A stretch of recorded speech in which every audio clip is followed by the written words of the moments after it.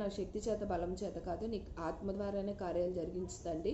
మేము ఎక్కడన్నా పొరపాటు పడి ఉంటే మేము చేయగలం, మేమే సాధించగలం అని మనసారా మన్నించయ్యా.